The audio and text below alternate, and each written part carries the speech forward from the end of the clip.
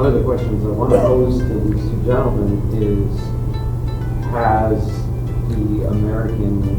the American people lost interest in it as a international issue? Because I think there is a feeling that the sentiment that existed way back when the war broke out is no longer there, and our eyes are not fixed on it. And maybe that's relevant too. But in any case, the two panelists today are Professor Blaszczynski, who teaches economics here at Tuxas, and Professor Mark Milewski, who teaches business and management, marketing, right? They were the two who spoke last time very expertly. They've done a lot of research into the war in Ukraine. They know lots about it, and I think what they are going to do is lend their expertise. They're going to give you opening remarks, 5 to 10 minutes apiece. Then I'll ask them a few questions based on what they tell us, and after that we can open it up to questions from you.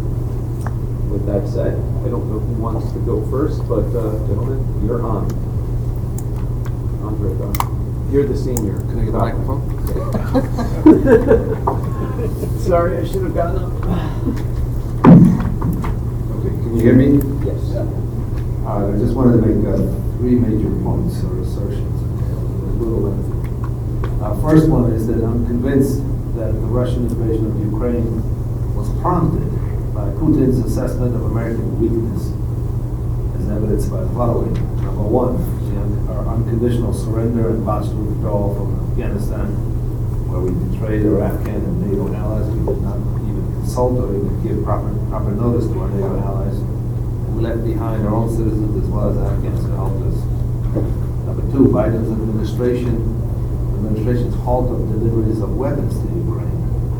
This was a return to the Obama-Biden administration policy. We only resumed deliveries of weapons when the Russians invaded. But even now, we are carefully calibrating the weapons we are delivering to Ukraine, limiting their range so as to prevent Ukrainians taking out sites in Russia that are lobbing missiles at Ukrainian cities. Number 3, the American withdrawal from the Black Sea, a sign of weakness that turned the Black Sea into a Russian lake. Number 4, Biden's lack of any meaningful response to Russian concentration of forces clearly poised for attack. Instead of real action such as reversing our energy policy that would weaken Russia's economic power, or re-entering the Black Sea, or imposing serious sanctions that fall the Russian attack. President Biden only threatened economic sanctions after Russian invasion. We did move a few planes and soldiers to NATO's eastern flank, but we stressed that we care only about NATO countries. Put into that as a recognition of a Russian sphere of influence that includes Ukraine. And number 5, our growing weakness on the international stage, as evidenced by the declining naval strength vis-a-vis the Chinese, our diplomats being schooled in American racism by the Chinese at the Biden administration's first meeting with them, our willingness to have the Russians negotiate with Iran on our behalf, and finally trusting Putin to keep the Iranian enriched uranium as part of the deal. This after Putin lied about eliminating Syrian chemical weapons. These are all symbols or signs of weakness. I'm a little befuddled, in fact a lot befuddled, how American intelligence fails to educate our presidents. We do have capable analysts, especially in military intelligence, utilizing sophisticated analytical methodology and technology. But pronouncements of our presidents seem to be poorly informed. People often assume that this is a failure of our intelligence, but I suspect it is more about the president's ability to understand the intelligence that is delivered to him. Of course, the most important, most difficult intelligence involves assessment of the human factor. But it does require knowledge of history in which the last few presidents were not very well versed. One human factor that is key to understanding the Russo-Ukrainian war is the weakness of the Russian army because of poorly trained junior officers. Since the Russian Civil War, after the Bolshevik coup, the communists did not trust the Red Army's junior officers, and the highest authority in military units was always the political or KGB officer. So the training of junior officers making tactical decisions on their own was neglected. This weakness was glaringly obvious in all subsequent Soviet and Russian wars. In Ukraine, the question was whether the Russian army had corrected this weakness since the 2008 invasion of Georgia. Their special forces did see the 2014 conquest of Crimea, but not so the regular forces.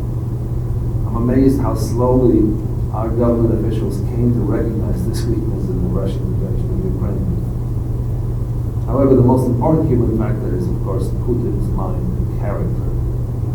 This is difficult for anyone, or it is difficult for anyone who grew up in a normal society to imagine the mind of Putin, who rose to the top of the KGB, an elite organization where talents of deceit, ruthlessness, and brutality are developed. The most critical questions are, one, whether Putin is capable of committing suicide in order to win anything in the war, and two, will he cease his aggression if given, quote-unquote, off-ramp compromise? I'm convinced that the answer is no to both questions. Putin is not interested in becoming a martyr, nor is he reformable. He believes Ukrainians are not a real nation, but just wayward Russians, and he will not give up reuniting them back into Mother Russia. He also thinks that Russian national security requires incorporation of the near abroad, which would include countries like the Baltic States, Poland, and possibly Finland, into the Russian orbit. Only a decisive defeat in Ukraine could stop Putin's imperialism. Now, I'm most disappointed in our president's inability to explain to the nation how our national interest is at stake in Ukraine, or for that matter, anywhere else. And this is not just a criticism of President Biden, it's about the last 4 presidents. Again, it seems lack of historical knowledge is larger than blame, but also the lack of knowledge of economics and even ethics. There are two justifications for our helping the Ukrainians stand up to Putin's aggression: stopping mass murder and preserving peace. Number one, helping Ukraine is very much in our national interest. Few people understand economics, and fewer still understand economic or know economic history. Because of this, people fail to appreciate the contribution of international trade to a nation's wealth and the importance of peace, open trade routes, and a rules-based international order to the economic security interests of all nations. Throughout history, all major powers were trading nations. Today, even a country with as large a domestic market as the U.S. would be devastated if it were cut off from international trade. Thus, it is very much in our national interest to counter imperialist conquest, violations of national sovereignty and human rights that threaten international peace. Because these transgressions limit the domain of countries and people with which we can engage in mutually beneficial exchange. In other words, our livelihood depends on it. Also, helping Ukraine is in our security interest because a victory in Ukraine will only increase Putin's desire for conquest and will sooner or later pose a challenge we cannot ignore. We should recognize that the Ukrainians are fighting for our freedom as well as theirs.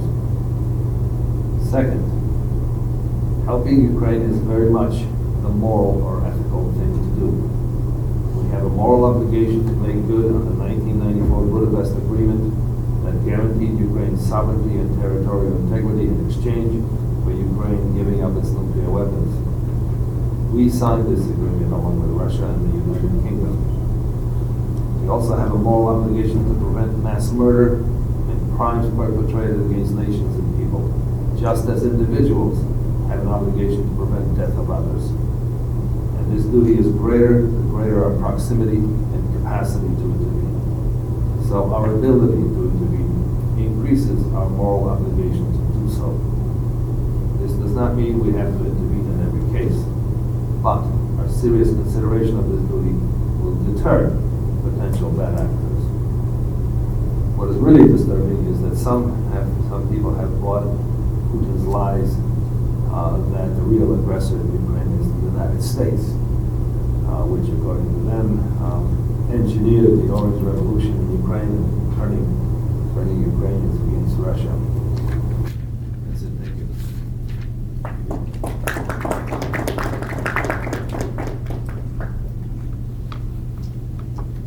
Thank you for being here, everybody. I have an interest in Russia that goes back to my youth. My father was a child during World War II, and he and his sister and his brother and his mother were deported by the Russians to northern Russia and essentially left to die. They barely survived, but they did make it out.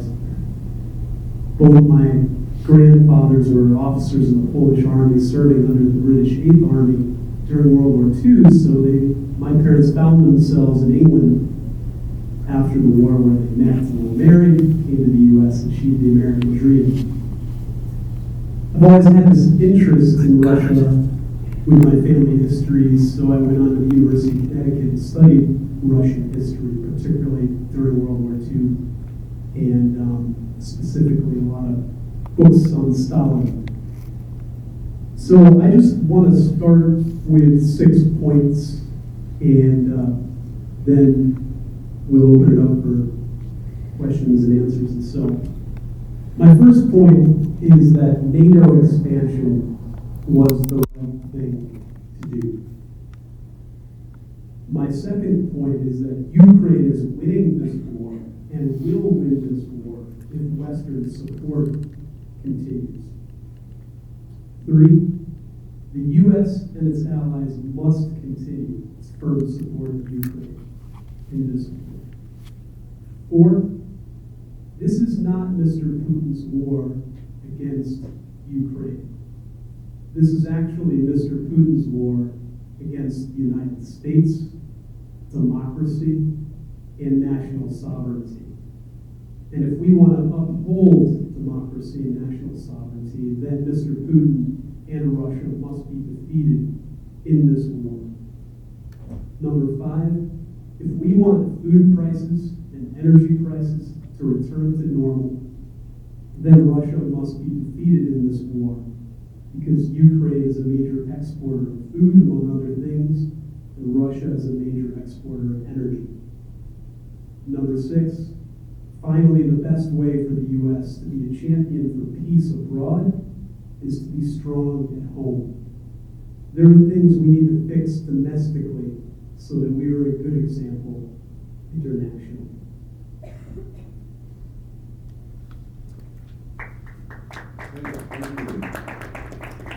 Just going to stand while I ask a couple of questions based on both Professor's comments. The first is, can you give us a better sense of how the war has evolved over now the last 10 months? Certainly we're not where we are now, where we were back then.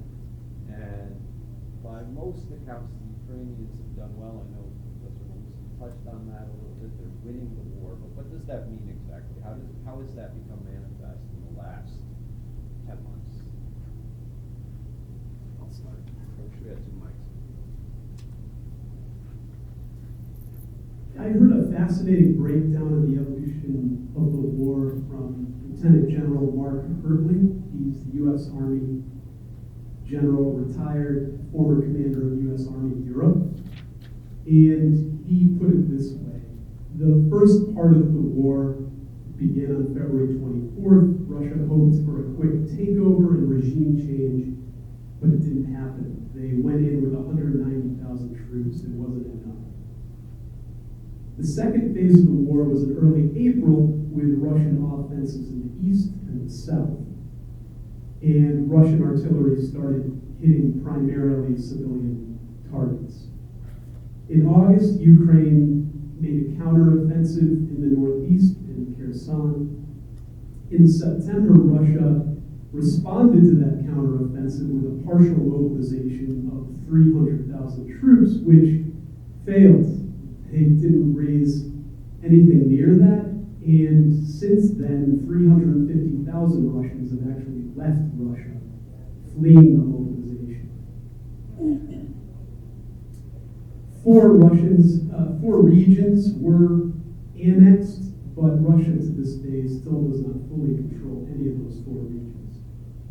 In October, the Russian missile attacks began on Ukrainian infrastructure because their military has been a failure at taking territory, so they're basically just lobbing missiles in from outside. At one point, more than 50% of Ukraine's infrastructure was destroyed by Russian attacks, but the West is working hard to fix the infrastructure and to fly in things like generators. But these attacks on purely civilian targets are crimes against humanity. On November 9th, Ukraine retook Kherson on the Dnipro River, and I recently heard from another general that it looks like there's in the works a Ukrainian offensive on Crimea, which may occur as early as January, and they're hoping to have that operation completed by maybe summer. A big step toward that was on October 8th, Russia destroyed the Kerch Bridge, which is a vital supply line between Russia and Crimea.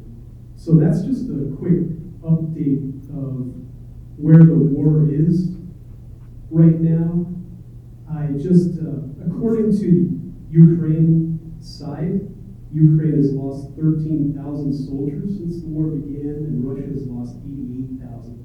That is from Ukraine sources. It is hard to get those numbers, but you can see that the Russians have lost a lot. They've been pushed back.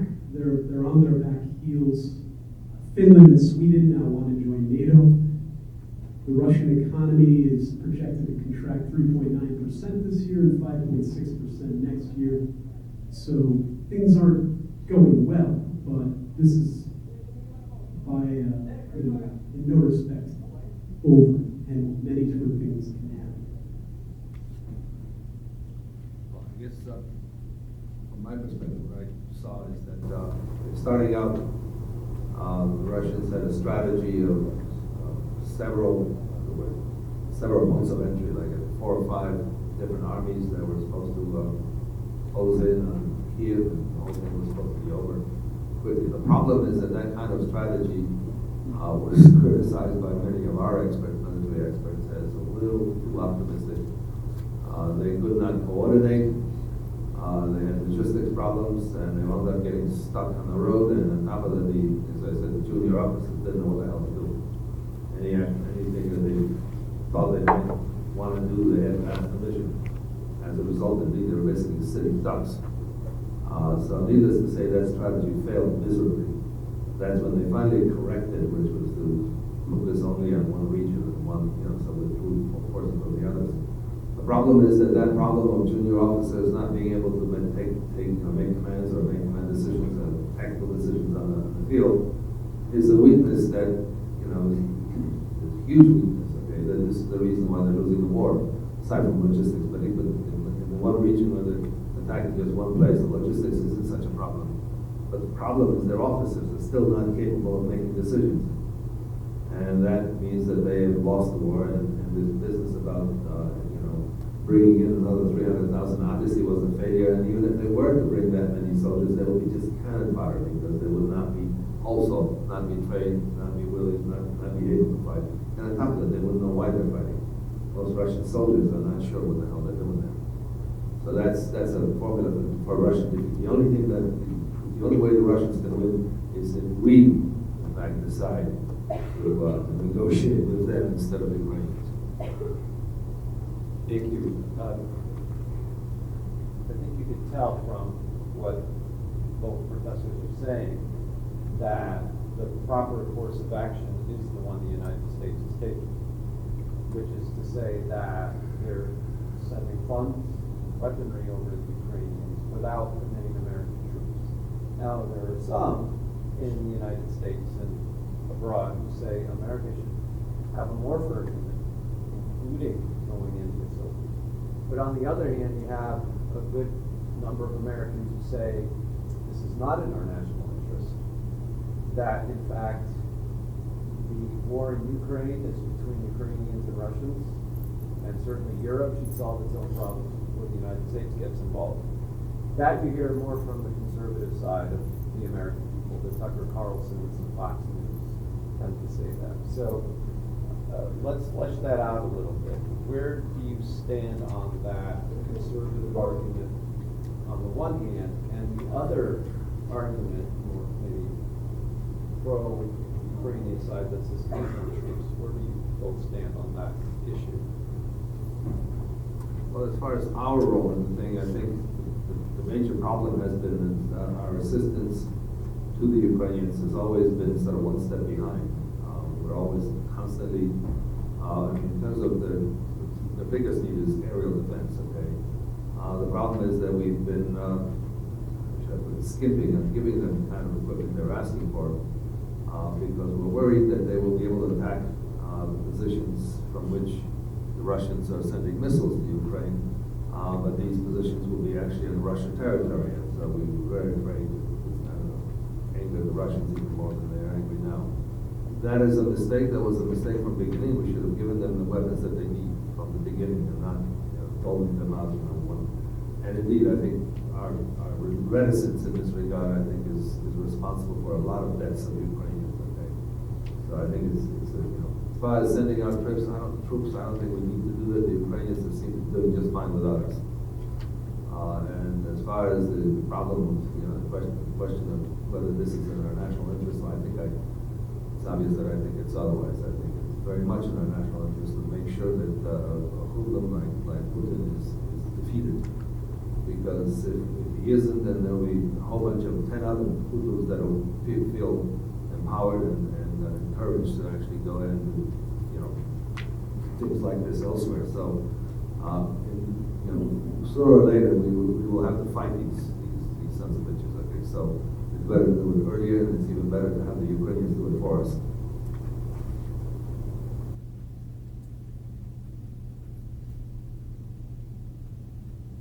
I am concerned that our support for the Ukraine war could wane. There have been worrisome comments by Kevin McCarthy and Marjorie Taylor Greene in regard to the support of the Ukraine war. The Republican Party is about to take control over the U.S. House of Representatives. Having said that, 70% of Americans do support the war in Ukraine. So I'm hopeful that our support will continue. The United States has spent $18 billion on Ukraine thus far. So it is concerning. Putin is definitely playing a waiting game. He's hoping that something like McCarthy's comments and Green's comments come to pass. He would love to see Donald Trump reelected. Donald Trump is no friend of Ukraine. It reminds him of his first impeachment. And Donald Trump has, for some reason, enjoys befriending dictators like Donald Trump, like Kim Jong-un and Putin and Xi to a certain extent. So Putin's hoping that the tides will turn, that Western support will wane, and that in the end he'll be able to prevail. I hope the Republican Party will return to its traditional position of being a pro-international party. The Republican Party was on the right side of the Cold War. It was Ronald Reagan who called the Soviet Union an evil empire. It's important that we remain engaged. And I would like to comment on why I think that this is a war That's much more than just Russia versus the Ukraine. I think this is really a war on the United States, on democracy, and a national sovereignty. Thomas Friedman, well, let me go to Timothy Snyder, who's a professor of history at Yale. He wrote a book on tyranny. He's sort of an expert on dictators. And he wrote a great article in Foreign Affairs, the September-October edition. And this is the opening paragraph. Russia, an aging tyranny, seeks to destroy Ukraine, a defiant democracy. A Ukrainian victory would confirm the principle of self-rule, allow the integration of Europe to proceed, and empower people of goodwill to return, reinvigorated to other global challenges. A Russian victory, by contrast, would extend genocidal policies in Ukraine, subordinate Europeans, and render any vision of a geopolitical European Union obsolete. Should Russia continue its illegal blockade of the Black Sea, it could starve Africans and Asians who depend on Ukrainian grain, precipitating a durable international crisis that will make it all but impossible to deal with common threats such as climate change. A Russian victory would strengthen fascists and other tyrants, as well as nihilists who see politics as nothing more than a spectacle designed by oligarchs to distract ordinary citizens from the destruction of the world. This war, in other words, is about establishing principles for the 21st century. It is about policies of mass death and about the meaning of life in politics. It is about the possibility of a democratic future. So, if Russia wins, autocracy and imperialism wins. Propaganda and lies win. Fossil fuels win, and renewables die. Climate change gets worse. Brute force rather than national sovereignty wins. Ukrainians die, Africans and Asians starve. The rule of law loses. The rule of one man wins. The principle of national sovereignty loses. Ukraine becomes a colony. If Russia wins, which country will be next? Will it be Latvia, Estonia, Lithuania, Poland? So, in conclusion, Snyder concludes with this paragraph. Most urgently, the Ukrainian victory is needed to prevent further death and atrocity in Ukraine. But the outcome of the war matters throughout the world, not just in the physical realm of pain and hunger, but also in the realm of values, where possible futures are enabled. Ukrainian resistance reminds us that democracy is about human risk and human principles, and the Ukrainian victory would give a democracy a fresh wind. Thank you. I think they both did a very good job articulating the kind of domino effect that a war in one part of the world has. I mean, we live in an environment in which what happens in one part of the world certainly causes a reverberating effect elsewhere. At the same time, if I could say, my next question leads to China, because we don't talk about China as much as perhaps we should. I don't know that there is a clear-cut distinction in the minds of lots of Americans between China as our international nemesis and Russia. China has committed tons of human rights violations of their own people, especially during the COVID pandemic. They've really cracked down on their own people in ways that America would never even dream of doing. That's led to mass protests in China, which have been equally restricted. China has threatened war over Taiwan if the United States expresses interest in keeping that part of the world free from Chinese control. So I guess my next question, related to the one I just asked, is how is Russia more of a threat than China? And a related question is, Russia and China seem to be two sides of the same coin of that autocracy that Professor Milewski mentioned. So is there a possibility of a Sino-Soviet partnership against the United States? In fact, it's China's battle with us, the other side of the same coin as Russia's battle with us. I'll stop with this one.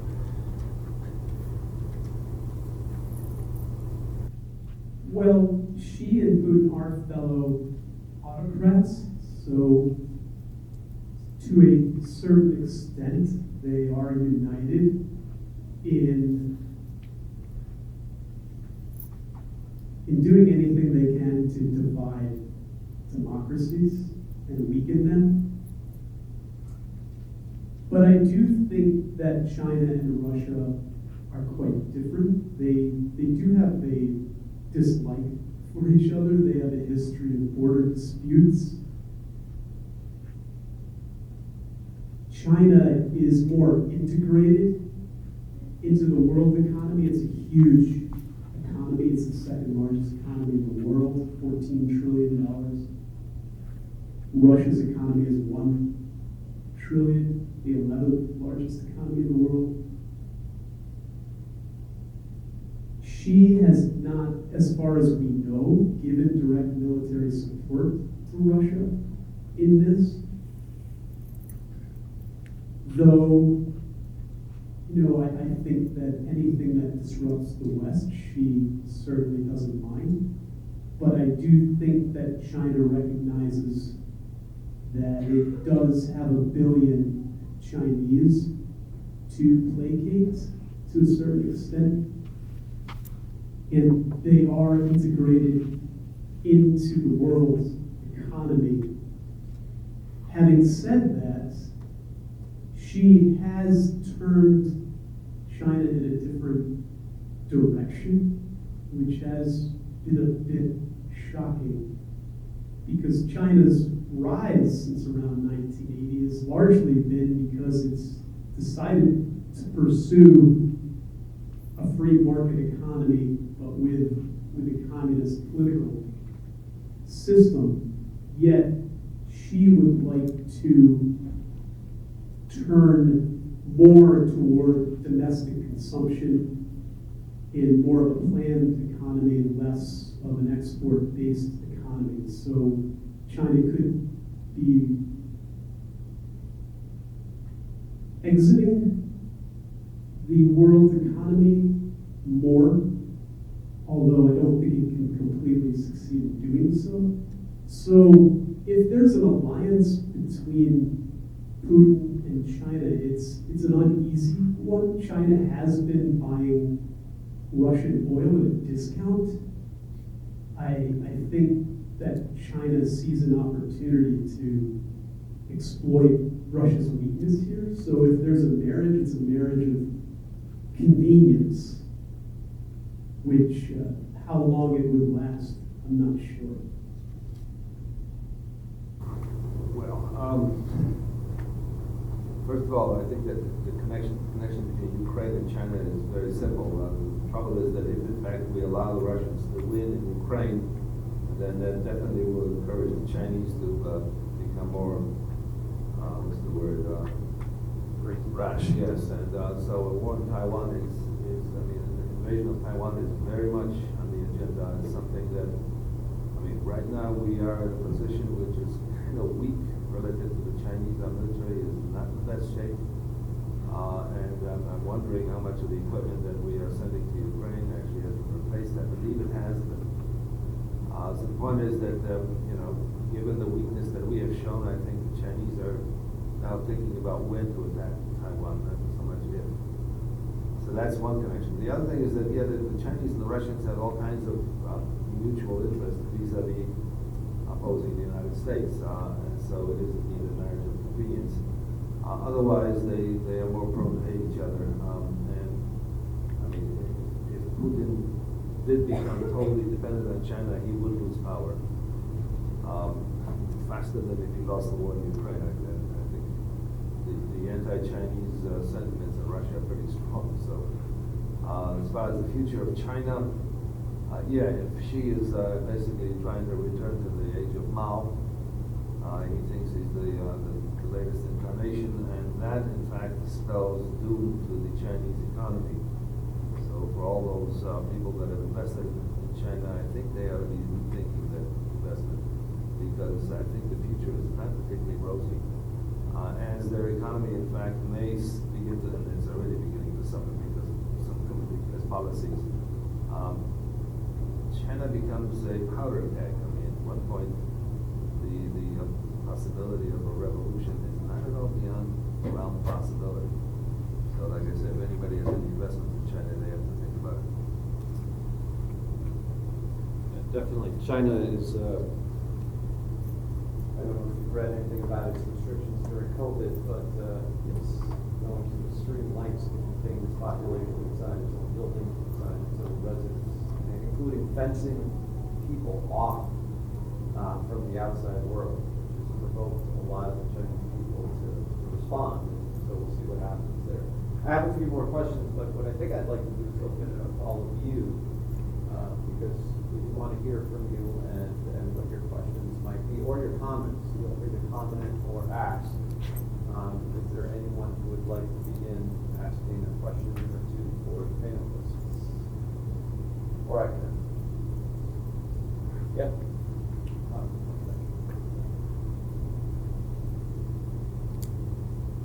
Do you think if China takes over Taiwan, it would have the same sort of dominant political effect as Russia would?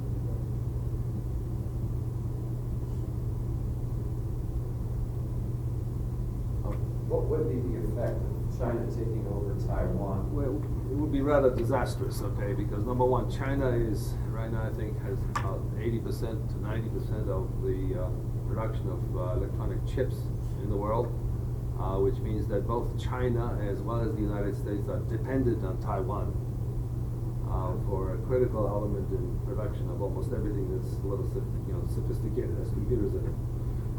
So that would be a disastrous thing. The other thing, of course, that if in fact China were to take over militarily Taiwan, then in fact any alliances that we have had, I think, will become a lot less. How should I put it? Certain people are going to be looking to China to make peace with them separately, because so in other words, our alliance system will suffer greatly, and it will be a huge reduction in our influence around the world. So we will be the major, what's the word, loser in that little exercise.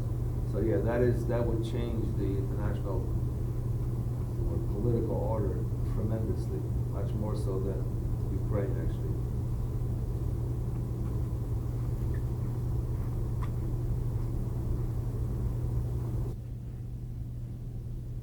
There's no doubt that China does want Taiwan. There was a civil war after World War II in China. There were the communists and the nationalists. The communists won, the nationalists lost, and they fled to Taiwan. So the communists see this as an unfinished war. The Taiwanese do see themselves ethnically as Chinese, but they want absolutely nothing to do with the political system of China. They want things to remain as they are, because Taiwan is a prosperous, democratic, capitalist country. It's quite an amazing success story.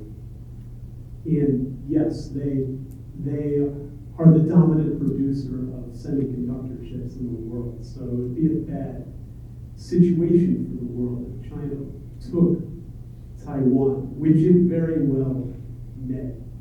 From my understanding, China is not quite there yet in terms of its amphibious capabilities of its military, but almost all the other aspects of its military are ready. So it's a matter of timing. They certainly are watching what's going on in Russia. I think the United States, under the Trump administration, made a poor decision of abandoning the TPP, the Trans-Pacific Partnership Agreement, which was an alliance of the United States with basically many, if not most, of the neighbors of China. It was going to be quite an amazing trade deal where basically the United States wrote the rules there. And I think the way to approach China is through alliances. You have to gang up on China. You can't go one-on-one with China because it becomes whack-a-mole. When we tariffed China, they just found other trade relations in Europe or strengthened them. So they went somewhere else. We need a united front against them. I do think they're a much more rational actor than Russia because there is a structure, at least there, and a history of bureaucracy and of institutions, which Russia has always just been a history of the Tsar and then dictators, and you lose one guy and you have to figure out what the next guy's going to do. So I think that there is a glimpse of hope to work with China, but it's gotten even slimmer with Xi. So it's going to be interesting to watch. Certainly Taiwan is a stretch for our military to defend completely, so be a tough one. I think with what is happening in China lately, the Taiwanese may take a cue from that. When we see increased protests there, as a result, these protests have a way of having kind of causing a chain reaction effect, not just in the region but beyond. One thing I did want to ask before I get to other audience questions is that if there's one thing I've learned in history is that there is always unintended consequences, no matter how noble an effort. And both of you stress very well the moral obligation the United States has to Ukraine. But what might some of the unintended consequences be of America's commitment? Just yesterday, a Russian diplomat, its chief diplomat, said that the United States poses an existential threat to Russia. And that sounds an awful lot like saber rattling. It sounds like the risk of nuclear war is not as far out as we might imagine. Then there's the economic side. I mean, we're spending billions of dollars on aid to Ukraine, and all that may be well and good, but what adverse effect might that have on the U.S. economy, especially in the way of inflation? So what are some of those possible long-term consequences of America's commitment to Ukraine?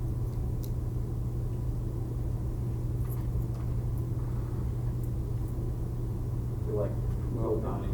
I'm not too sure that the question of $100 billion is going to really make a huge difference to the U.S. economy.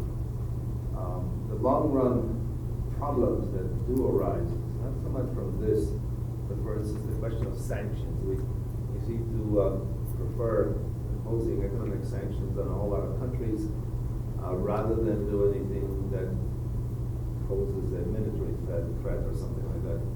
The problem with that is that every time we use that, we risk the power of losing that power, because, for instance, economic sanctions like banning people off the international electronic exchange. Okay, the problem is that what happens, and also that's dependent basically on people using the dollar as the international currency. The trouble is that, for instance, the Chinese and the Russians and the Iranians are beginning to do what? They're beginning to come up with alternatives to that. Okay, so the problem is when we overuse those kinds of sanctions, we ultimately risk losing that power. So we have to be careful about it. Okay, I do want to remark about some of the things that Mark had said. One is I agree with him 100% with Trump's decision to scuttle the TPP, because that in fact would have been a huge boon to any kind of deal with China, because that was a trade agreement that covered 40% of total global trade, and it included everybody around the Indo-Pacific basin except China. So in other words, China would have, there's a huge interest, would have a huge interest to try to get into that trading bloc, and they would have to do it on our terms. So Trump, I think, at the beginning, didn't quite understand, well, ignoramus, so he wasn't against China at the beginning. He eventually figured out that it may not be a good relationship. The problem is, he gave up the most important, what's the word, important position of power, right off the bat. So he wound up, and on top of it, he wound up pissing off all our other allies with tariffs. So in other words, he wound up, negotiating with the Chinese from a position of weakness, which wasn't necessary. On the other hand, when it comes to Ukraine, by the way, Trump may have not been in once again. Use bad words, but he was not the brightest person around. The point is that he did at least send weapons to the Ukrainians, which the Obama administration refused to do, and the Biden administration interrupted. Okay, stopped. So one thing he did do right now, so it was a total loss. Okay. In terms of other unintended, well, that's right there. The consequences of this war, maybe we should just talk a moment about will Putin use nukes, because that's on everybody's mind. So, Putin, if nothing else, is a survivor. And really, this war is about his power and how he keeps it. And I think that he understands that using nukes would be crossing a red line that could be devastating to his regime. So I think the probability of him using nukes is low, but not zero. When you corner a lion, that lion can do desperate things. So it could happen, but it would probably unleash the full force of NATO's military, which wouldn't benefit Putin. In terms of other consequences of the war, again, I see this as a much bigger thing of East versus West, dictatorship versus democracy, empire versus national sovereignty, market economy versus oligarchic economy, fossil fuels versus renewables, the ravages of climate change versus a sustainable earth, lies versus truth, even young versus old, and cynicism versus hope. I don't think there will be a refugee problem. I actually do think Ukrainians will return to Ukraine if Ukraine wins. I think part of the bombing campaign that Russia is doing is to actually create a refugee crisis, which creates more problems for the West, so Putin loves that. But if the West wins, I do think Ukrainians will largely go home to rebuild their country. I've been disappointed that there hasn't been a lot of public statements in support of this is our moment for renewable energy. I know that Europe needs any energy it can get. It's just completed 2 new liquid natural gas ports, one in Germany, one in Italy. So, I mean, that's good. Europe needs its energy, but there's a lot of natural gas coming online, and every time you build a natural gas plant, you've got it for the next 40 years. And Denmark's very strong in building windmills. I know it can't all be a renewable solution, but I thought that there could be more, using this as an opportunity to quicken the transition toward renewables. The last point I'd like to make is,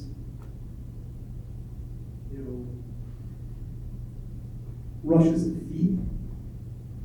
I think it needs to be total defeat. If we're going to see a change in Russia, this needs to be total defeat. It can't be a compromise, let's negotiate something. Russia needs to thoroughly know and understand that it has been completely defeated in this war. In my mind, much like Germany and Japan were defeated at the end of World War II, so that there would be a a glimmer that maybe someone in Russia would say, maybe there's a different direction that we could take our country. I don't see what the U.S. was able to do in Germany and Japan at the end of World War II happening in Russia. And in fact, so many different things could happen in Russia.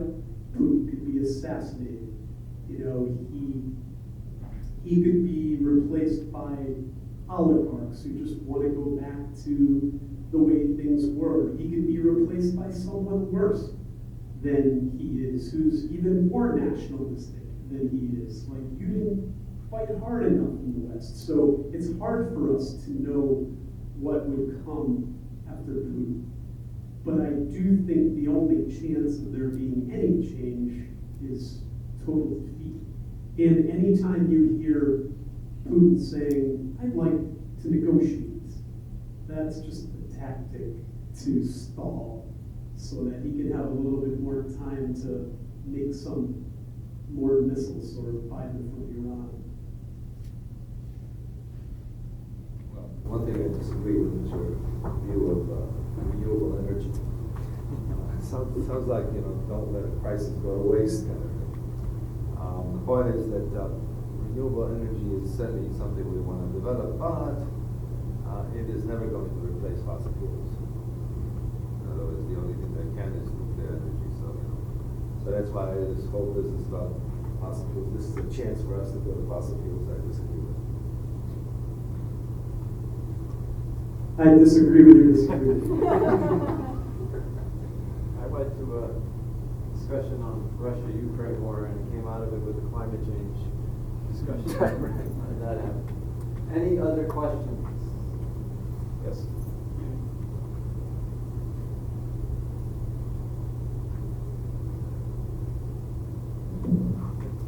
I had a question. It seems like, Putin hasn't always given this rhetoric of being anti-NATO, and it seems like post-Soviet collapse in the 90s, there was a very optimistic outlook of the relationship between the United States and, the new Russia. With a lot of people, like Russian officials, saying that they had even considered joining NATO, and the United States and NATO and Russia having worked in the past, sometime around the early 2000s. It seems like Russia did a 180 on its, potential relationship with the West instead of moving towards the East. So I guess it was the catalyst of that. Why did Putin change his mind? I'm not sure I understand the question. Question was, at one point early in the 21st century, it seemed like Russia was showing signs of aligning more with the West, maybe working with NATO, but at some point there was a reversal of that strategy. And I think the question is, what was the catalyst for that?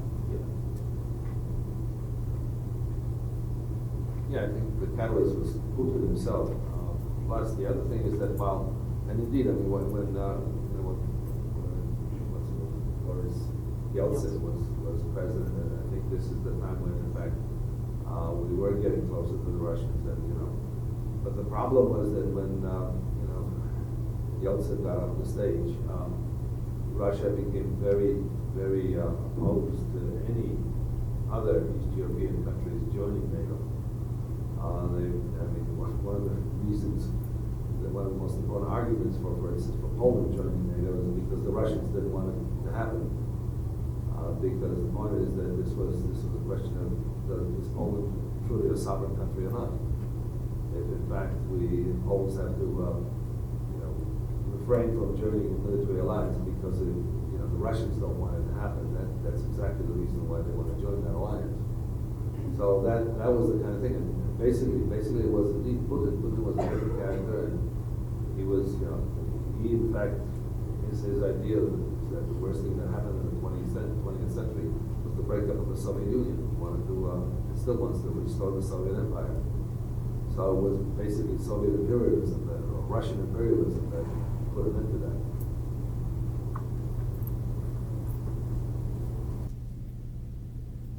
This is a fascinating topic of discussion. It goes toward this big question in Russian history: is Russia Eastern or is it Western?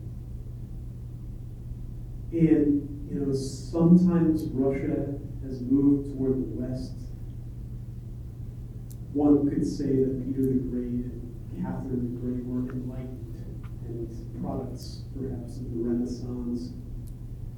St. Petersburg is this Western-looking city, and they've dabbled in capitalism. Yet there's much to argue that Russia is Eastern. It has a history of dictatorships, and it was, I think, forever impacted by the Mongol horde in the 1200s, which subjugated Russia for 200 years, and essentially the Russians, to free themselves from the Mongol yoke, adopted their tactics of repressing their people. NATO expansion, to me, was critically important because Russia still has this 200-year-old idea of greatness, which is to have an empire and to conquer other countries. They're not over it. The Soviet Union crumbled, and somehow Putin thinks everybody wants back in to the Soviet Union. Thomas Friedman wrote an article in January, and the title of it was Ukraine from Russia, marry me or I'll kill you. It's like, this is how you treat your cousins? I think this is a great example of what it will be like to live in the Soviet sphere. So what NATO expansion did was to give the countries that joined peace of mind that they can determine their own sovereignty. And expanded did. In 1990, East Germany integrated with West Germany. In 1993, 3 countries joined: the Czech Republic, Hungary, and Poland. 2004, 7 countries joined: Bulgaria, the Baltic Republics, Romania, Slovakia, and Slovenia. 2009, 2 countries: Albania and Croatia. In 2017, Montenegro, and in 2020, North Macedonia. Finland and Sweden have applied for membership on May 18, 2022. Their application was approved in July, and 28 out of 30 countries have ratified the agreement. We're still waiting on Hungary and Turkey. And apparently, some are more worried about Hungary than even Turkey proving it, because you need unanimous consent. What is Putin worried about? NATO is a defensive organization. It has never attacked Russia. Why does he hate it so much? Why is he willing to unleash hell on Ukraine, kill tens of thousands of innocent civilians, to keep Ukraine from joining, to keep Ukraine from deciding its own future? And it all comes back to power, and Putin wanting to stay in power, to strengthen dictatorships around the world, to weaken democracies, to do anything possible to destabilize the West. Inflation, refugees, chaotic elections, cyber warfare, sowing division on social media through promoting fake white nationalist websites and things like that. Putin's going to do it all just so that he can stay in power. On the screen, you see a map of not just Russia in dark red, but the pink areas along with Russia are what the Soviet Union was, its borders. And based on the comments from before, just to answer your question a little bit more, in the 90s when the Cold War ended, Putin himself and many others like him considered that reality, that the end of the Cold War led to the collapse of the Soviet Union, catastrophic. And So what we think is happening is that Putin wants to go back to those borders as much as he can, little by little, to acquire Ukraine, Crimea, and then, as Professor Milewski said, what's next? The Baltic states, and a host of other former Soviet republics that are now free. So that's the map that Putin cannot stand. Wish to go back to the pre-1990-91 borders as much as he can. There's a question back there.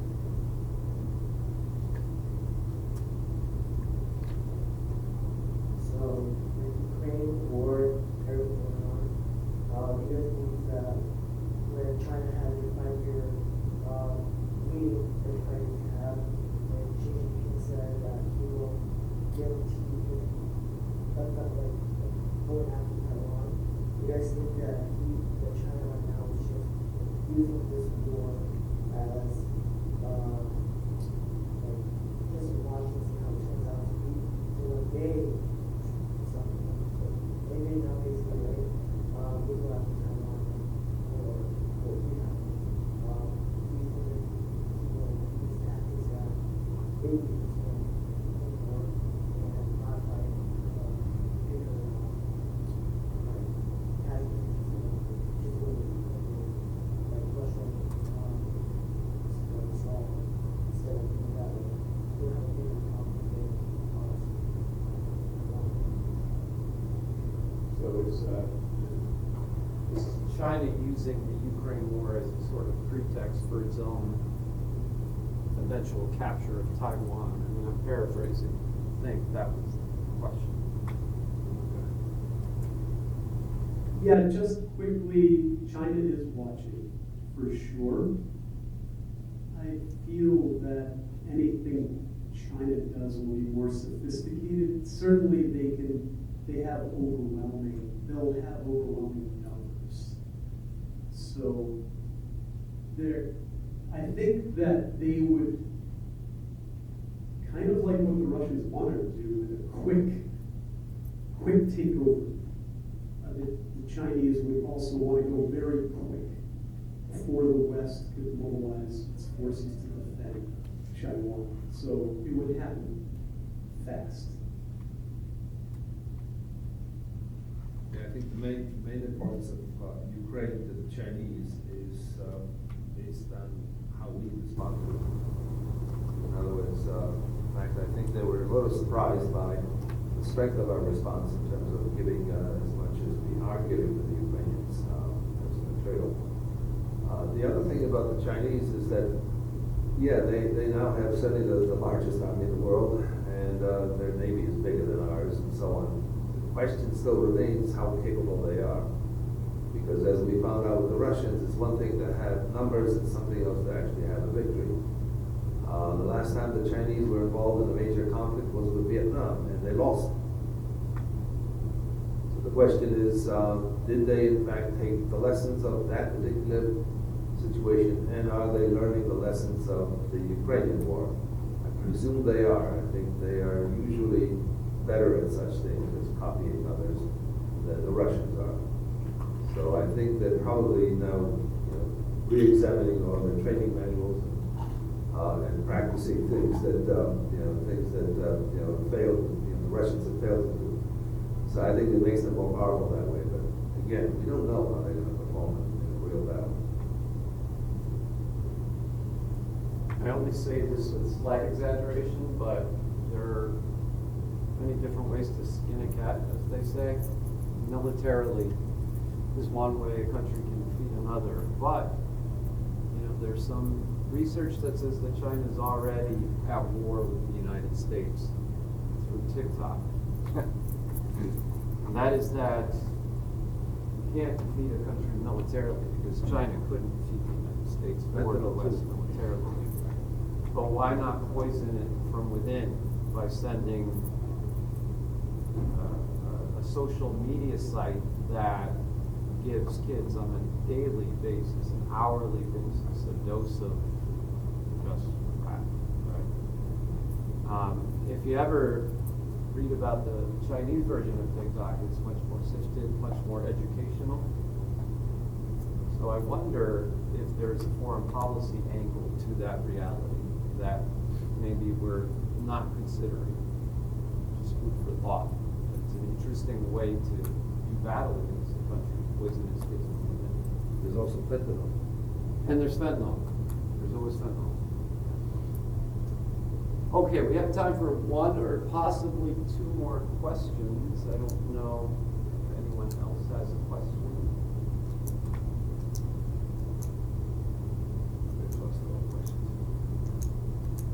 Oh, there is a question.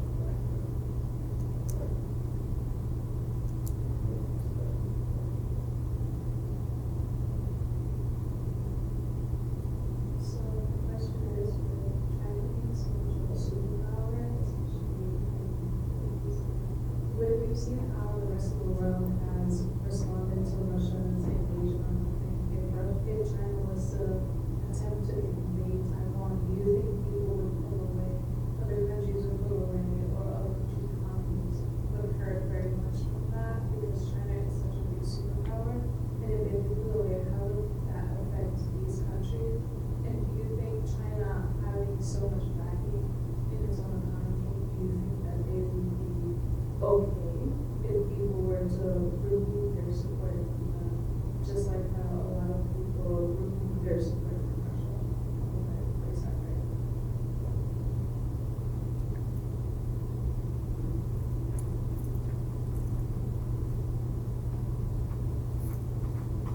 Yeah, I think the Chinese people are already doing that actually. Various countries are trying to indeed decouple themselves from the Chinese economy as much as they can. So that's already happening. If they were to invite Taiwan, I presume that would only accelerate. On the other hand, it all depends how successful they would be. If they can indeed invade Taiwan and win quickly, then in fact people are going to be recognizing China as the superpower of the future and adjust accordingly. If they get bogged down like the Russians did in Ukraine, that's a different story. So the question depends. So this is why I think if they are going to do it, they're going to do it in a hugely massive way. So.